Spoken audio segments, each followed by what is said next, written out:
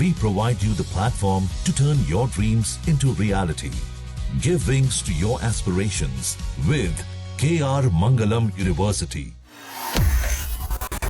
Iran और America के बीच जो तनाव है वो लगातार बढ़ता जा रहा है। एक तरफ ईरान चाहता है कि अमेरिका उसके आगे घुटने टेके, दूसरी ओर डोनाल्ड ट्रंप चाहते हैं कि ईरान उनके आगे बैकफुट पर आ जाए।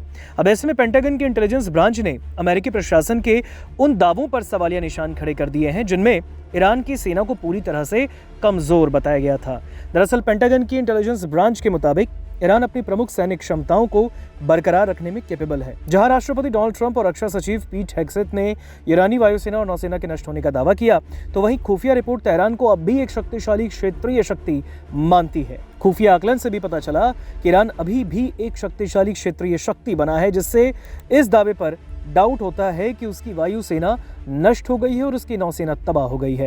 ये रिपोर्ट ऐसे वक्त में सामने आई जब ट्रंप ने पाकिस्तान की मध्यस्थता के बाद ईरान के साथ सीज फायर को अनिश्चितकाल के लिए बढ़ाया। हालांकि समुद्री नाकेबंदी अभी जारी है और यही बात ईरान को खटक भी रही है। अमेरिका की ये खुफिया रिपोर्ट ऐसे वक्त में आई जब अमेरिकी प्रेसिडेंट ट्रंप ने पाकिस्तान के नेतृत्व के रिक्वेस्ट के बाद सीज फायर की समाप्ति से कुछ घंटे पहले ईरान के साथ युद्ध विराम को अनिश्चितकाल के लिए बढ़ाने का ऐलान किया। ट्रूथ सोशल पर एक पोस्ट में डोनाल्ड ट्रंप ने कहा कि अमेरिका को ईरान पर अपने हमले को तब तक स्थगित करने के लिए कहा गया है जब तक कि उनके नेता और प्रतिनिधि एकीकृत प्रस्ताव के साथ सामने नहीं आ जाते। और उन्होंने आगे कहा कि सेना को नाकेबंदी जारी रखने और अन्य सभी मामलों में तैयार और सक्षम रहने का निर्देश दिया गया है और पुष्टि की है कि वार्ता खत्म होने तक युद्ध विराम लागू रहेगा।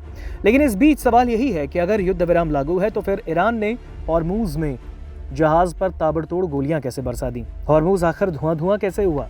और शायद ईरान के इस कदम को लेकर देखा जाए तो अमेरिकी प्रेसिडेंट डोनाल्ड ट्रंप को भी काफी मिर्ची लगी है। आपको बता दें, इस बीच पेंटागन की इंटेलिजेंस ब्रांच ने अमेरिकी प्रशासन के उन दावों पर सवालिया निशान खड़े कर दिए जिनमें ईरान की सेना को पूरी तरीके से कमजोर बताया गया। पेंटागन की इंटेलिजेंस ब्रांच के मुताबिक ईरान अपनी प्रमुख सैनिक क्षमताओं को बरकरार रखने में कैपेबल है। बताया जा रहा है रिपोर्ट के मुताबिक कि जहां राष्ट्रपति ट्रंप और रक्षा सचिव पीट हेग्सेथ ने ईरानी वायुसेना और नौसेना के नष्ट होने का दावा किया, तो वहीं खुफिया रिपोर्ट तेहरान को अब भी एक शक्तिशाली क्षेत्रीय शक्ति मानती है।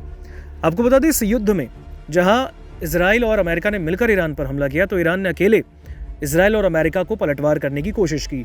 दूसरी ओर अब इस खुफिया रिपोर्ट में खुलासा हुआ है कि ईरान क्षेत्रीय शक्ति अब भी बनकर निकली है। खुफिया आकलन से पता चला कि ईरान अभी भी एक क्षेत्रीय शक्ति बना है, जिससे इस दावे पर संदेह होता है कि उनकी वायुसेना नष्ट हो गई और उसकी नौसेना तबाह हो गई है। आपको बता दें, ये रिपोर्ट ऐसे वक्त में आई जब ट्रंप ने पाकिस्तान की मध्यस्थता के बाद ईरान के साथ सीज फायर को अनिश्चितकाल के लिए बढ़ाया। हालांकि अमेरिका ने समुद्र में नाकेबंदी जारी रखी है। अमेरिका की खुफिया रिपोर्ट ऐसे वक्त में आई जब ट्रंप ने पाकिस्तान के नेतृत्व के रिक्वेस्ट के बाद सीज फायर की समाप्ति के कुछ ही घंटे पहले ईरान के साथ युद्ध विराम को अनिश्चितकाल के लिए बढ़ाने का ऐलान किया था। ट्रूथ सोशल पर एक पोस्ट में ट्रंप ने कहा कि अमेरिका को ईरान पर अपने हमले को तब तक स्थगित करने के लिए कहा गया जब तक कि उनके नेता और प्रतिनिधि का एक एकीकृत प्रस्ताव के साथ सामने नहीं आते। उन्होंने आगे कहा कि उनकी सेना को नाकेबंदी जारी रखने और अन्य सभी मामलों में तैयार और सक्षम रहने का निर्देश दिया गया है और पुष्टि की है कि वार्ता खत्म होने तक युद्ध विराम लागू रहेगा।